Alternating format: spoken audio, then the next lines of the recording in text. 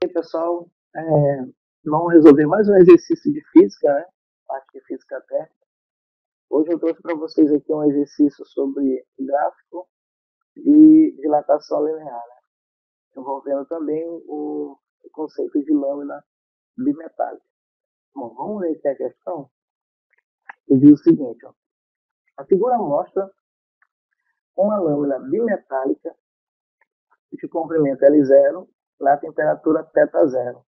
Né? L0 o comprimento inicial dessa lâmina e θ0 temperatura inicial, que deve tocar o ponto C, né? O contato C, quando aquecida. Ou seja, essa lâmina deve se curvar para baixo, tocar esse ponto C.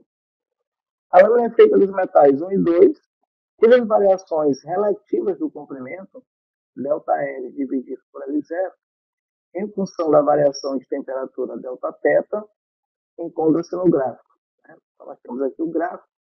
Observe que esse gráfico que eu tenho aqui no eixo vertical, né? No eixo das ordenadas, a dilatação relativa, ou variação relativa, né? ΔL sobre L0, multiplicado aqui por um fator de 10 a menos 6.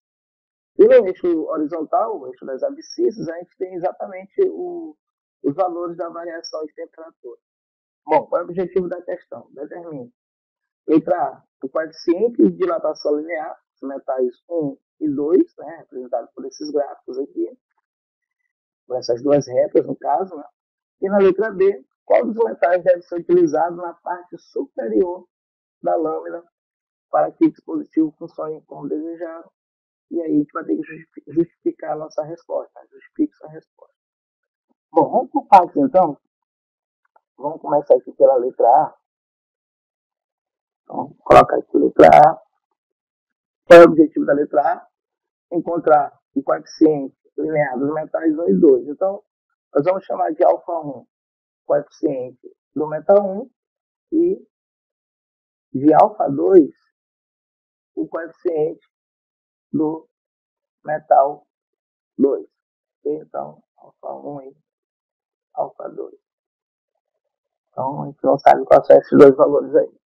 Bom, vamos escrever aqui a equação da dilatação linear. Nós temos que a dilatação linear, ΔL, né, é igual ao comprimento inicial, vezes o coeficiente de dilatação linear, vezes a variação de temperatura, ΔT. Bom, como o objetivo aqui é calcular o coeficiente, observe que a gente pode isolar o valor desse coeficiente, né? Então, alfa vai ser igual. Alfa igual. Bom, os valores que estão multiplicando o coeficiente vão passar dividindo, né, nessa equação. Então, está multiplicando aqui L0 e Δθ. Então, L0 passa dividindo, Δθ também. E aqui no numerador eu vou ter o ΔN. Então, observe que essa é uma equação, inclusive, que a gente viu na aula teórica, que serve para a gente estimar aí o coeficiente de dilatação linear de um material. Agora, observe com calma que se nós dividirmos aqui, ó, ΔR por L0, que mostra essa equação, nós temos exatamente aqui a dilatação relativa, tá? Que é ΔL dividido por L0. Então, eu posso, inclusive, escrever essa equação da seguinte forma. Alfa é igual a ΔL dividido por L0, né, que é o comprimento inicial. Aqui o ΔL multiplicado por 1, né? E também aqui no denominador tem a variação de temperatura. Então, essa equação fica mais fácil a gente visualizar aqui, que o coeficiente ele é diretamente proporcional à dilatação relativa e inversamente proporcional aqui à variação de temperatura. Tá? Bom, por que eu fiz questão de colocar dessa forma? Porque nós temos aqui a dilatação relativa, ΔL sobre L0, e eu tenho também aqui os valores para variação de temperatura. Então, vamos começar aqui pelo metal 1, né? Então, para o metal 1, vamos escrever, vamos determinar o coeficiente. Para o metal 1, temos, vamos chamar aqui de alfa 1, já que estou me referindo ao metal 1, né? Então, alfa 1 é igual, né? Delta L sobre L0, 1 sobre a variação de temperatura. Bom, vamos ter esses valores então do gráfico, né? Então, alfa 1 é igual. Qual é o valor aqui do ΔL para o metal 1? Certo que o metal 1 está representado por essa reta aqui que está a cor laranja, né? Então eu tenho aqui esse ponto final. E para esse ponto final eu tenho uma variação de temperatura de 30 graus Celsius e um valor correspondente aqui no eixo vertical, né? Ao ΔL de 300. 300. Então nós temos aqui esse ponto correspondente, tá? Tanto na vertical quanto na horizontal. Então eu tenho o ΔL sobre L0 igual a 300, que é esse resultado aqui, né? ΔL sobre L0 igual a 300. Lembrando que esse fator está multiplicado por 10 a menos 6.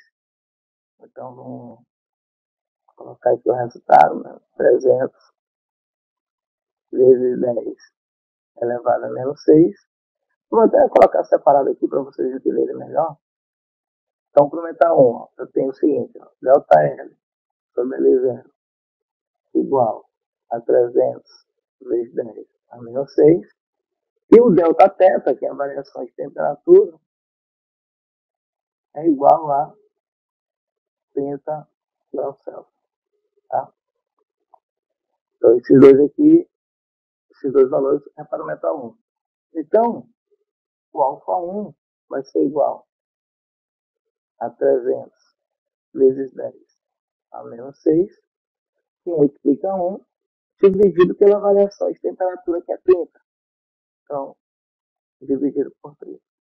Então, fazendo essas contas aqui, eu vou ter que alfa 1 é igual. Observe que eu tenho 300 vezes 1, não, o próprio 300, né? Então, isso aqui é igual a 300 vezes 10 a menos 6, dividido por 30.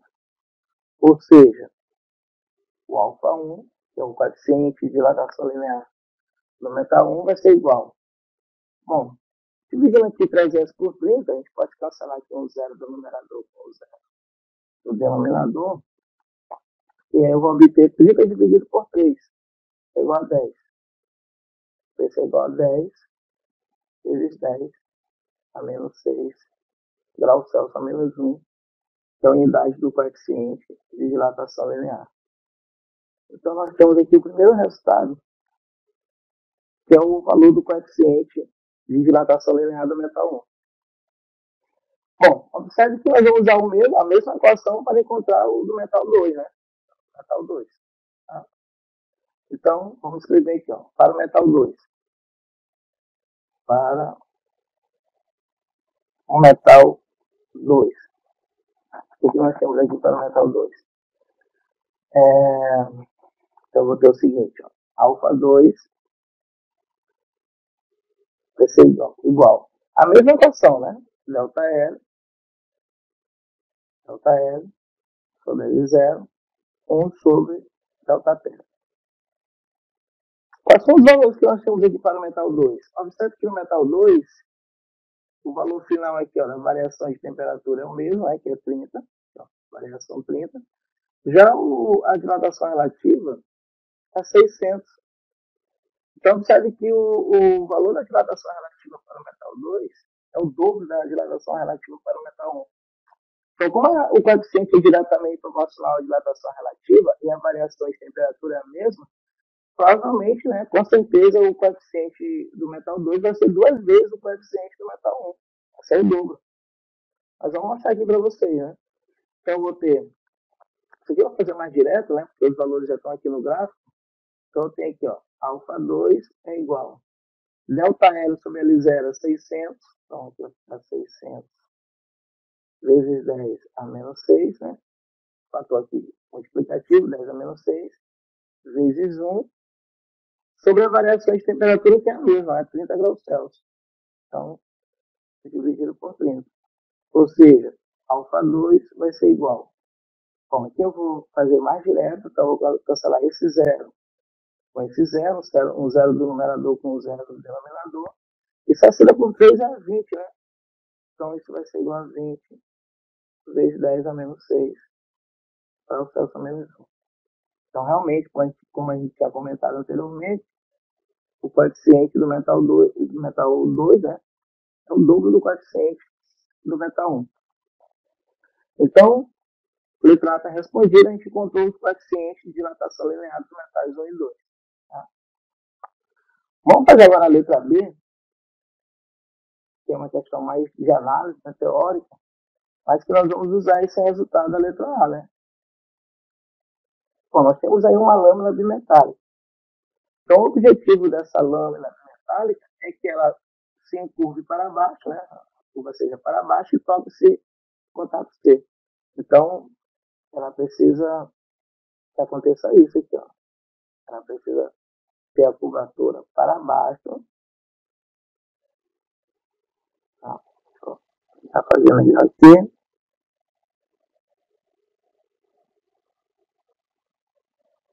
Ela precisa curvar para baixo e tocar esse ponto C aqui, ó. Esse contato C. Tá? Então, aqui eu tenho o contato com o ponto C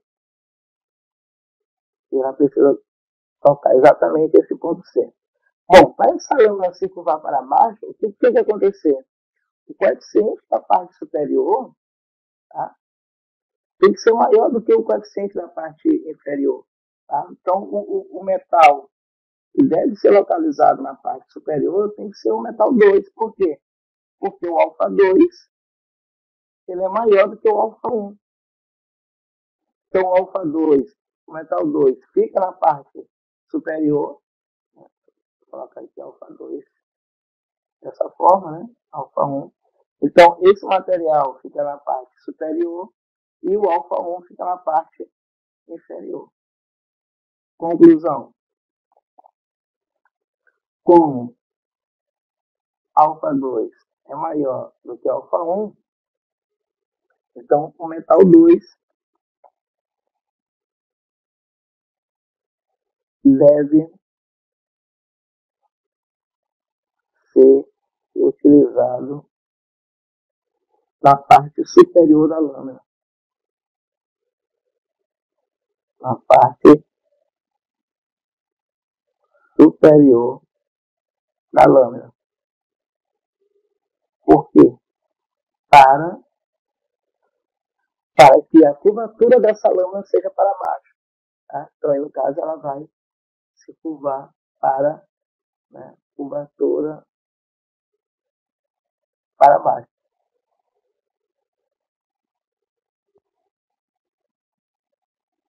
Ok? Então, espero aí que vocês tenham entendido aí mais uma questão envolvendo dilatação térmica do solo. E até a próxima.